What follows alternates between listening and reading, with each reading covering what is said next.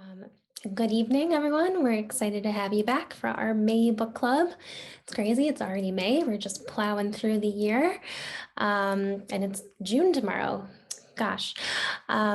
We are in for a treat. We have Frances Kai-Hwa Wang tonight as our featured book club author. Hopefully you got a chance to get a copy if you cannot resist me when my hair is in braids. Yes. Published by the Wayne State University Press. I'm really looking forward to having Frances talk about the book tonight. Frances has some readings for us and some things to share, but we're really excited. Frances, you're an amazing author, journalist, essayist. You contributed to many publications. I'm going to put your aunt on mute. And we're looking forward to hearing your talk tonight. So without further ado, feel free to take it away. All right. Well, thank you, everyone. Thank you so much for having me. It's lovely to be in this space. And I'm so glad to be able to share my book with you. And thank you for supporting Wayne State Press and the Made in Michigan series. And you know, this is really exciting, actually. So I do have 3 other chapbooks that I made previously, but chapbooks, you make it yourself, and it's kind of, and it's a beautiful hand pressed, hand bound, hand sewn edges, but it's just not the same. But I wanted to start, since you did start us off with music, and I had to confess, I only listen to Ella Fitzgerald. Really, like only once in a while I might for variation listen to Frank Sinatra, but that is rare. So I thought I should start with the story about Ella Fitzgerald, or that references Ella. So this is from my first chapbook. It's called Sojourner Moon. I love the image of you circumambulating that old fortress town, much as you circumambulate the globe. At once a cosmopolitan citizen of the world, always on the move, and a lonely sojourner walking among strangers, as so many generations of Chinese before us have been, always so far from home. As I walk with your memory, I keep finding myself stopped in the middle of the street, staring at the nearly full moon, lilting and bright, peeks through the branches of the still bare trees, rivers of clouds streaming past, rushing to somewhere, while the moon simply sits, as the Zen Buddhists do. How does it sit so still, hold so calm at a time like this? When I get home from walking the dog around the block, Ella Fitzgerald's song still in my head, the full moon's light pours in through my bedroom window onto my rumpled blankets and chaotic life, finding me for one brief moment. And you, somewhere on the other side of the globe, just waking as I begin to dream. And so that's my Ella Fitzgerald. If you see, if there's ever any music reference in my books, it will almost always be Ella Fitzgerald. So I wanted to start with the prologue. So a lot of, in many ways, this book is a love letter to the task of finding, of creating a family and a community and a structure, finding identity, but it's also very much a book about place. And so I've picked for you all sorts of kind of the places that specifically mention Detroit and Michigan. There are a lot, I live in Ann Arbor, there's a lot of Ann Arbor references here. But so I'll read a few and see if you recognize any of these places. So this is from the prologue. Buddhists say that suffering comes from unsatisfied desire. So for years, I tried to close the door to desire, any desire. I was so successful. I not only closed the door, I locked it, barred it, nailed it shut, then stacked a bunch of furniture in front of it. It was the only way I could survive the long loneliness that was my marriage. I was dead to desire, going through only the motions of life. I did not dare read novels, write poetry, or watch bad romantic comedies for fear of what small hope they might inspire. And now that door is open, wide open, and all my insides are spilling out. And you, not knowing this dangerous detail, tease me, dare me to live again. The more I warn you away, the closer you draw toward me. I fear you will catch fire, that I will consume you, that I won't be able to stop. A friend remarks about my former car and former life. I saw a Land Rover broken down on the side of Highway 23 and thought of you. So glad that ain't me anymore. Strut and unfurl, you tell me, and courage comes. So that's how we launched the book.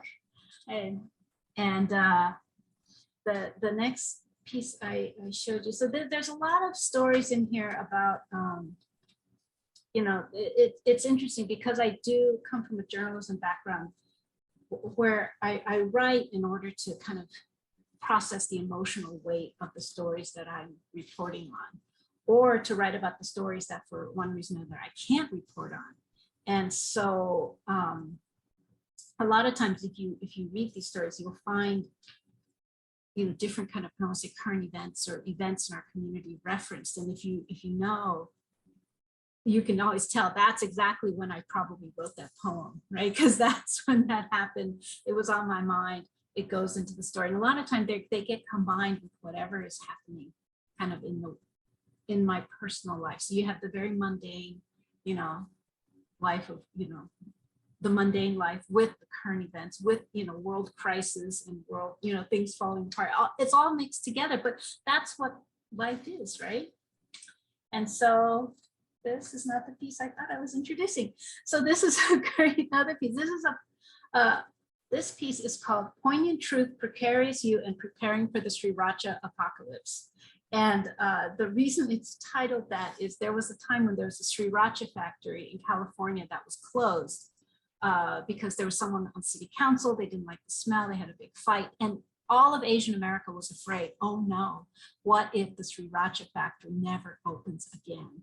And so people across the country were hoarding Sriracha, us too, but that's where, and so, you know, if you were curious when I wrote this, all you do is go back and find when was the Sriracha factory closed and you will find it. But this is a story from my childhood. I was born in Los Angeles and grew up there. And before childhood in LA and then Silicon Valley, and then I came to Michigan for grad school and I've been here ever since. So this is one section of it, a moment. My parents wake me in the middle of the night. Chilai, chilai, hurry. Only enough time to grab my favorite doll and I have been bundled, bleary-eyed into the car and we are driving through the 3 tunnels that mark the way, then burst into the light and cacophony that is old LA Chinatown at midnight. We always come in the back door, through the kitchen, past the uncles with their giant pots and oil. Ta! Our eyes adjust to the darkness of the restaurant. Then, aunties, uncles, little friends, 宵夜 time. That means 偶尔, 小笼包, 猪耳, 红油抄手, 粥. But first we order 香片茶, which I've always thought was champagne tea, which makes sense. These days, teenage girls gather around my kitchen table and I ply them with mango mochi and 香片茶, pretending not to eavesdrop as they celebrate college admissions. I got into MIT! Gasp over who is sending whom naked Snapchats. Ew! And cry over. My mom says I'm not allowed to date those steezy 3rd generation snapback wearing California Asian boys with the expensive shoes. So that's one piece I wanted to share. And then on that, John, actually, yeah, let me, let's see. Let me share Wang Dazhong. So Wang Dazhong is, and I'll show you a picture later, but with Chinese, in you know, for heritage language school, there is a textbook and that, you know, they use in Taiwan and I used it when I was a kid, my kids use it. So it's kind of like, if you think of the old primers, you know, that said, see Dick run, see Jane run. It's basically like that because Wang Dazhong is a really simple, easy to write Chinese character, right? There's not a lot of strokes, so you can write it when you're in 1st grade. So, but also because, so he's the first character who shows up in these textbooks. And then also because it's easy, if you're a bad Chinese school student, like me, you still know how to write it, even if you can't remember how to write more complex names. So like when I was in college, I took an exam of third year Chinese, right? You're supposed to be really good by the time you're in third year Chinese. And it was an exam and I had to write an essay about Mao Zedong. And for the life of me, I could not remember how to write his name. So I wrote Mr. Mao for the whole essay. I'm sure the teacher completely knew what I was doing, but it wasn't wrong. So I think I passed fairly that exam. But anyway, so that's, oh wait, here's, let me show. I'll show it to you later, but you can see the characters there. Real simple. All right. So this is just a section of it. My parents were born in China, grew up in Taiwan, then came to America for graduate school, like so many of that generation. Pushed by war, pulled by education and opportunity, made a life among silicon chips and prune orchards. But none of us are Taiwanese really. We are Waisenren from the outer provinces, outsiders there, outsiders here. I've only been to Taiwan twice, once when I was 3 and once when I was 19. I ate fresh shaobing youqiao hot out of the oil and dipped in fresh doujiang early in the morning mist. I watched the Taichung University talent show where a cute boy with a guitar sang about the boxer and the come-ons from the horse on 7th Avenue. My new friends laughed when I mixed up new vocabulary words, 安全帽 and 保险套, 同屋 and 同姓. I like to say we are Chinese by way of Taiwan. And the nice white ladies at school say, oh, I love Thailand. So that's Wang Dazhong. And oh, now I've got a whole bunch of, let me show you this. This one is called DTW, which for my mom and aunties is the shorthand for the Detroit airport. 65. Sorry. Okay. DTW. I love traveling alone. Early morning, quiet airport, high heels in my hand. My thoughts wander curious. Where in the world might you be? It's short and sweet. And one time when texting was brand new, like I used to send these like one letter or one sentence. I used to write these one sentence poems and send them. And actually I do this for my writing classes too. It's kind of fun. Or if you think of a tweet, this texts used to be what, 140 characters, and then tweets were 160 characters, give or take a sentence, but write a one sentence love letter and send it to someone. All right, and so this piece is called the DIA, which is the Detroit Institute of Art. And I have to explain that this book is a collection of prose poetry and lyric essay. And as such, it's poetry, right? It's fiction. It's inspired by, you know, as all things are, inspired by my experiences and my reflections on the world. But to a certain extent, it is fiction. So this takes place in the basement of the DIA. And when we were talking with Wayne State about how to, you know, categorize the book, and they wanted to just categorize it as essays. I'm like, you can't do that, essays, because it's not completely true. The DIA is going to come after me. They're going to think I did all these things in the basement. I didn't really. And I was so nervous. And so then we agreed to call it lyric essays, and we kept the prose poetry. So it does maintain itself as fiction. But it's, I want to say it's still emotionally true, virtually true, because in these days, a lot of things happen virtually, I think, that feels real. So sometimes you don't need the actual person there to be able to share an experience with them. So down in the basement of the DIA.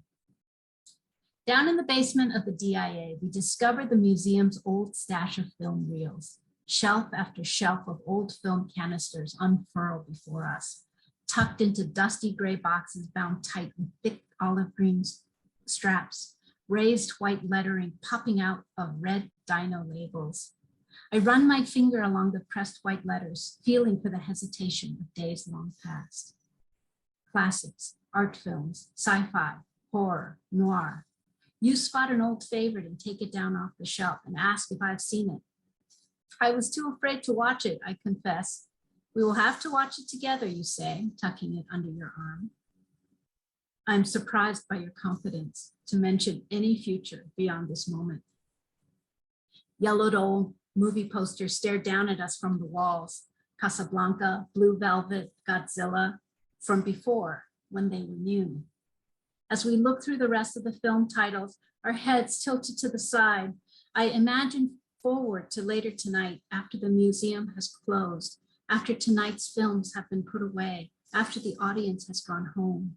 How you will show one last film past midnight just for me, like the local boys who worked at my hometown movie theater used to do for the girls that they liked. I was never one of those girls.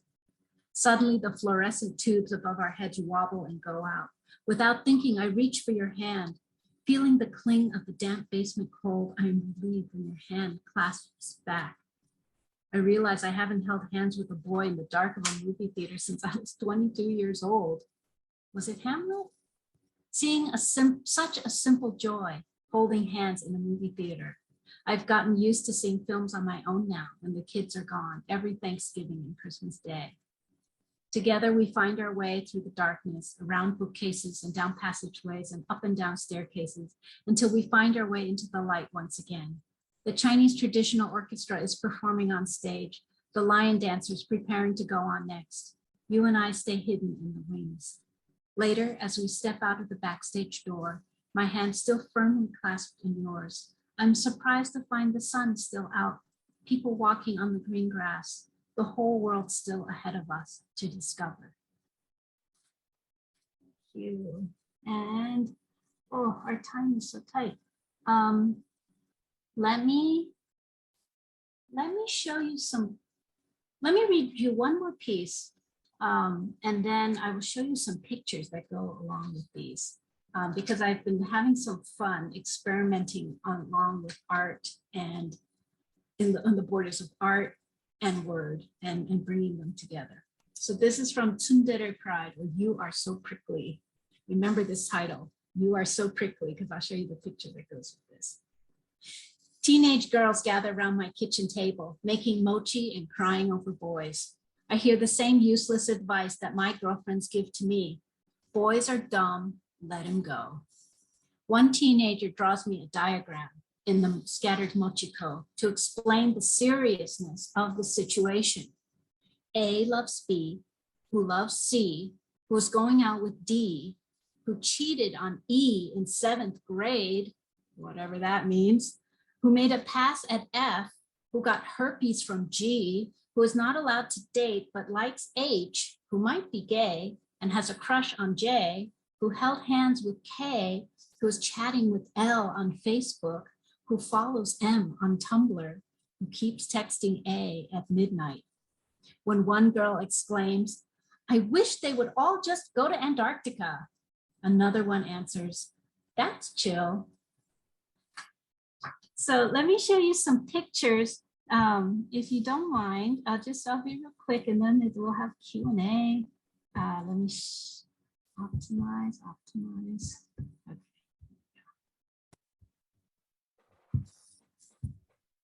Okay, so this is my family. You see how cute I was, and my childhood. And these are all kind of like the background behind these stories. And here's Wang Dazong, right? Very nice, very proper. And you can see how the characters are written, very simple. Anyone can learn how to do that in just a few strokes. And so he's he's someone that shows up off. When I was in Chinese school, he was always one of the characters that I wrote about. And then when my kids grew up and they started doing like, speech contests and stuff, one of their characters was always Wang Dazong. So it was like our inside joke here. And then,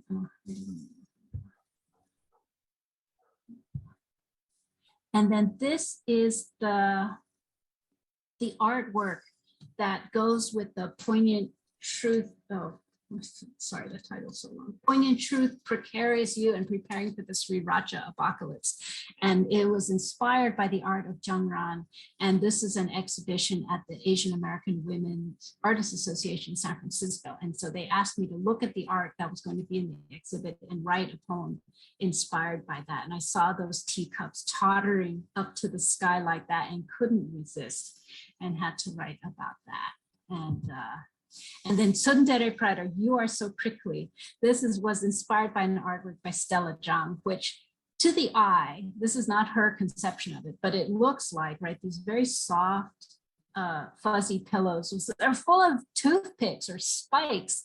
And so I wrote that piece about, you know, someone who is very prickly and you know, seems nice on the outside, but is very prickly on the inside. And a love story about that. And then I read it, I performed it at the Asian American Women's Artists Association on a different year than the first one. And the artist was there and the look on her face when it was done, she was like, I have never thought about my art quite like that before. And so that was great fun to be able to have these different interpretations of the same work in that way. And she's done great since then. And okay, and so actually I'll say we'll do Q&A first and we'll come back to Lost Constellation later if you want. Maybe we can end with that if we don't get a better a piece. And this was during the pandemic, the University of Michigan Museum of Art started doing these weekly newsletters that they would send people. It was called Art in Your Inbox. And they would ask people in the community, you know, to take a look at a piece of art and write a reflection about it. And they sent me this piece and it's got, you know, a Buddha figure and a Jesus figure. And in the middle, the artist has like woven a photograph of himself in between them to show kind of the betweenness of the cultures where he lives. And it just so happened that that was about a year ago, January, February, right when there were a lot of anti-Asian American hate crimes against elders, Asian American elders. And I started writing, and by the time I finished writing it, there was the attack in Atlanta against the Asian American women in the spas. And so I wrote the piece and I, you know, took this idea of being interwoven and you know, and also made a plea, right? Talked about the how do we take care of our elders? How do we take care of the women around us? How do we stand up for each other? And how do we build community and build solidarity? And then later on in May for Asian American Heritage Month, I'm part of a group called Island. It's an Asian American Performance Collaborative, and we created a dance with music set to the words of this poem. And if you want to find it, it's on YouTube. You just look up DIA Lost Constellation. And sorry, that's blocked off. I don't know why. And you'll find it on YouTube. And it's a beautiful dance. And I can say that because I have nothing to do with the dance or the music part. I just do the words. That's easy. But the dancers really make it beautiful. And so